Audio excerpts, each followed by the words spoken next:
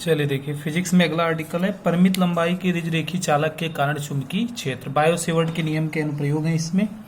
पहला है परिमित लंबाई की रिजरेखी चालक के कारण चुंबकीय क्षेत्र। मान लेते हैं एक चालक तार है AB, चालक तार AB है। इससे R दूरी पर, ध्यान दीजिए, इससे A दूरी पर एक बिंदु P है। A दूरी पर एक बिंदु P है। अब A दूरी का मतलब चालक तार के लंबवत, ये चालक तार है, चालक तार के लंबवत P A दूरी पर कोई बिंदु है। अगर P यहाँ पर होता तो ये दूरी ली जाती, मतलब लंबवत दूरी, जहां भी बिंदु होगा चालक तार से लंबवत दूरी लेंगे। तो चालक तार AB जिसमें I धारा प्रवाहित हो रही है, इससे A दूरी पर एक बिंदु P है। इस P पर हमें चुंबकीय क्षेत्र की तीव्रता निकालनी है। चालक तार AB परिमित लंबाई का, एक निश्चित लंबाई का है, लंबाई इसकी निश्चित है, तो इसके कारण बिंदु P पर चुंबकीय क्षेत्र निकालना है। तो सबसे पहले हम क्या करेंगे, चालक के सिरों को P से मिला देंगे। चालक के सिरे को P से मिला देंगे। ठीक, जब चालक के सिरे को P से मिला देंगे, मान लेते हैं ऊपर वाला जो सिरा है वह चालक का ऊपर वाला जो सिरा है वह कितना कोण बनाता है, नीचे वाला सिरा φ1 कोण बनाता है, और ऊपर वाला जो सिरा है वह कितना कोण बनाता है, φ2 कोण बनाता है। P से नीचे वाला जो सिरा है वह φ1 कोण बनाता है और ऊपर वाला φ2 कोण बनाता है। ठीक, अब चुंबकीय क्षेत्र निकालने के लिए सबसे पहले क्या करते हैं, हम एक अल्पांश ले लेते हैं। CD एक अल्पांश है जिसकी लंबाई कितनी है, dl है। CD एक छोटा सा खंड ले लेते हैं जिसकी लंबाई dl है। ठीक, जिसकी P से दूरी क्या है, r है। देखिए हम डॉट डॉट डॉट से न मिला करके डायरेक्ट मिलाते हैं। ये P से इसकी दूरी क्या है, r है। अल्पांश की लंबाई कितनी है, dl है। C को भी हम P से मिला देते हैं इस तरीके से। मान लेते हैं ये अल्पांश जो है वह कितने कोण पर है, फाई कोण पर है, और ये जो CD है P पर कितना कोण बनाता है, d फाई कोण बनाता है। P पर कितना कोण बनाता है, d फाई कोण, मतलब कोण CPD बराबर d फाई। देखिए CPD बराबर d फाई, मतलब ये जो कोण है d फाई है, बस इतना कोण ध्यान दीजिएगा, ये कोण d फाई है। देखिए मान लेते हैं एक चालक तार AB है, इसके कारण इसमें I धारा प्रवाहित हो रही है, इसके कारण A दूरी पर एक बिंदु P लिया गया। इस P पर हमें चुंबकीय क्षेत्र ज्ञात करनी है। तो सबसे पहले P को हम चालक तार के सिरे A और B से मिला देते हैं। पहले A से मिलाते हैं फिर B से मिलाते हैं। देखिए P जब A से मिलाया जाता है तो नीचे φ1 कोण बनता है और ऊपर φ2 कोण बनता है। अब चुंबकीय क्षेत्र निकालने के लिए हम क्या करते हैं, एक छोटा सा अल्पांश ले लेते हैं CD जिसकी लंबाई dl है। dl को जब हम P से मिलाते हैं तो ये जो कोण बनाता है वह d फाई कोण बनाता है, और C जो पूरा कोण बनाता है वह फाई है। सबसे पहले हम क्या करते हैं, C से इस PD पर एक लंब खींच देते हैं। C से PD पर लंब, कौन सा लंब खींचा, CE खींचा। क्या खींचा, CE खींचा।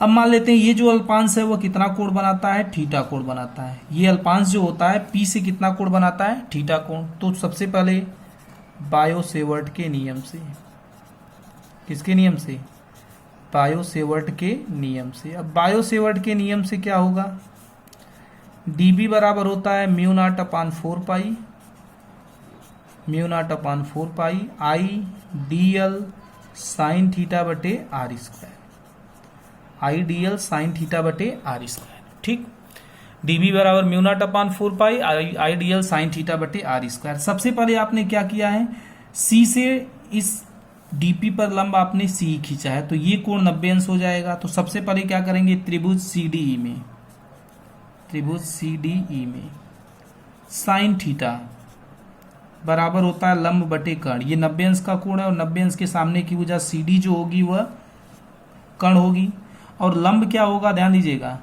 थीटा के लिए लंब होगा CE बटे CD। ध्यान दीजिए ये कोण 90 अंश है, 90 अंश के सामने की भुजा कर्ण CD हो जाएगी, और ये जो है देखिए ध्यान दीजिए साइन थीटा बराबर लंब हो गया CE बटे कर्ण हो गया CD। साइन थीटा बराबर CE बटे CD का मान, CD का मान कितना है, dl। CE बराबर हो गया dl साइन थीटा, CD बराबर dl साइन थीटा। ये किसका मान है, CD का मान है। अब हम क्या करेंगे, ध्यान दीजिए, जब CD का मान आ गया तो अब सबसे पहले आते हैं त्रिभुज CPE में, त्रिभुज CPE में ध्यान देंगे, CPE में ये कितना है, देखिए कोण बराबर चाप बराबर कोण गुणे त्रिज्या। अगर सी को हम चाप मान लें, चाप बराबर कोण गुणे त्रिज्या, सी दूरी बहुत कम है इसलिए सी को एक वृत्त का चाप मान सकते हैं। तो जो सी होगी वह चाप होगी बराबर कोण, ये देखिए कोण कितना है डी थीटा गुणे त्रिज्या। ये जो दूरी आपने ली है दोनों दूरी को आप आर मान सकते हैं, ये है आर। ये जो दूरी आपने लिया है ये आर है तो त्रिज्या आर को त्रिज्या मान लेंगे। सी बराबर कितना हो जाएगा आर डी थीटा, सी बराबर आर डी थीटा। ये हो गया समीकरण 3। समीकरण 2 तथा 3 से, समीकरण 2 तथा 3 से देखिए समीकरण 2 और 3 से सी बराबर डी एल साइन थीटा और सी बराबर आर डी थीटा है, तो रख दीजिए डी एल साइन थीटा बराबर आर डी थीटा। ठीक, समीकरण 1 में डी एल साइन थीटा का मान रख दीजिए। ध्यान दीजिए समीकरण 1 में डी एल साइन थीटा का मान रखेंगे। सबसे पहले आपने क्या किया, बायोसेवर्ट के नियम से d b equal to mu not upon 4 pi i d l sine theta बटे आर स्क्वायर। त्रिभुज सी डी ई में, ध्यान दीजिए त्रिभुज सी डी ई में साइन थीटा बराबर लंब, लंब हो गया सी बटे कर्ण सी डी, सी बटे सी डी। सी डी का मान कितना है डी एल, सी बराबर डी एल साइन थीटा। त्रिभुज सी पी ई में इस सी को हम चाप मान ले तो चाप बराबर कोण डी थीटा डी फाई गुणे त्रिज्या। ध्यान दीजिए ये कोण डी फाई है, आर डी फाई, ये डी फाई कोण है, डी फाई गुणे त्रिज्या आर, तो कितना हो गया डी एल साइन थीटा बराबर आर डी फाई। समीकरण 1 में मान रख दीजिए। समीकरण 1 में डी एल साइन थीटा का मान रखने पर, समीकरण 1 में डी एल साइन थीटा का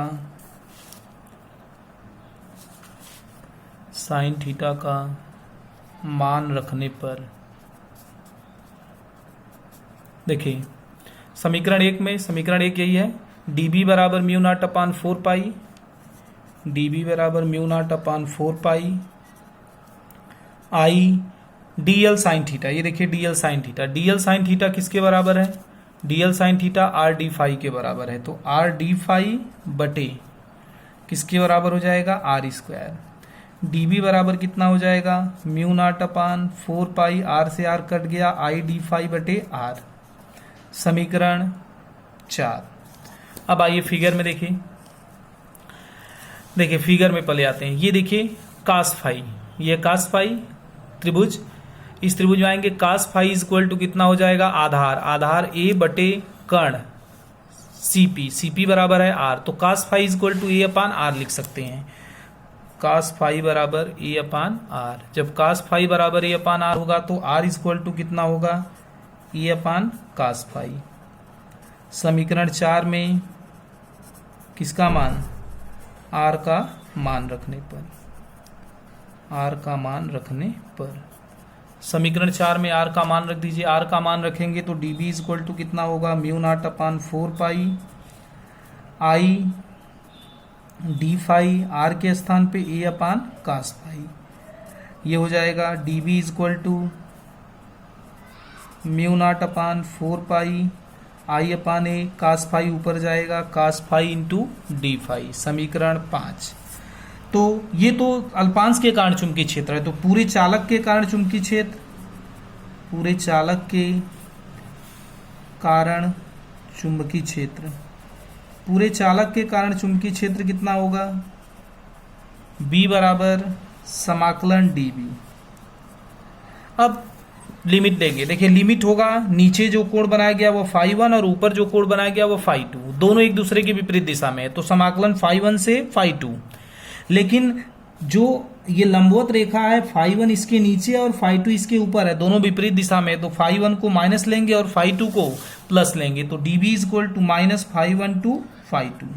चलिए B इज इक्वल टू हो जाएगा समाकलन माइनस φ1 से φ2। dB का मान कितना है, समीकरण 5 से dB का मान रखिए mu not upon 4 pi I upon A cos phi into D phi. देखिए B इज इक्वल टू कितना हो जाएगा mu not upon 4 pi I upon ए, बाहर कर देंगे बचेगा माइनस φ1 से φ2 कास फाई डी फाई। अब ये कास फाई का समाकलन है, क्या है कास फाई का समाकलन, और कास फाई का जो समाकलन होता है वह साइन फाई होता है, तो बस इस पूरे के स्थान पे साइन फाई रख देंगे, cos फाई डी फाई के स्थान पे sin फाई रख देंगे तो b इक्वल टू हो जाएगा mu not upon 4 pi I upon A. cos phi का समाकलन sin फाई, उसके बाद लिमिट कहाँ से कहाँ तक, -φ1 से φ2 तक। ठीक, ये कितना हो जाएगा इक्वल टू म्यू नॉट अपान, अब हम अगले पेज पर आते हैं। इसका मतलब देखिए φ1 से φ2 ये पूरा वही रहेगा। एक बार फाई के स्थान पे ऊपर वाली लिमिट मतलब φ2, फिर माइनस फाई के स्थान पे -φ1 तो रखेंगे तो ये sin φ2 माइनस साइन -φ1 हो जाएगा। तो b इक्वल टू कितना हो जाएगा, b equal to mu not upon 4 pi I upon A. उसके बाद देखिए sin फाई था, ऊपर φ2 था तो लिख देंगे sin φ2 minus sine -φ1। Sine minus theta होता है माइनस साइन थीटा, तो माइनस माइनस कितना हो जाएगा plus mu not upon 4 pi I upon A sine φ2। Sine minus theta minus sine theta होता है तो ये माइनस माइनस प्लस हो जाएगा, या b इक्वल टू हो जाएगा mu not upon 4 pi I upon A sign φ1 plus sign φ2। कहने का मतलब किसी भी परिमित लंबाई के चालक के कारण ए दूरी पर किसी बिंदु पर चुंबकीय क्षेत्र की तीव्रता mu naught upon 4 pi I upon A sign φ1 plus sign φ2, जहां φ1 एक सिरे से बनाया गया कोण और φ2 दूसरे सिरे से उस बिंदु पर बनाया गया कोण है। अब इसकी विशेष स्थितियां, इसके बारे में हम कल पढ़ेंगे। ठीक।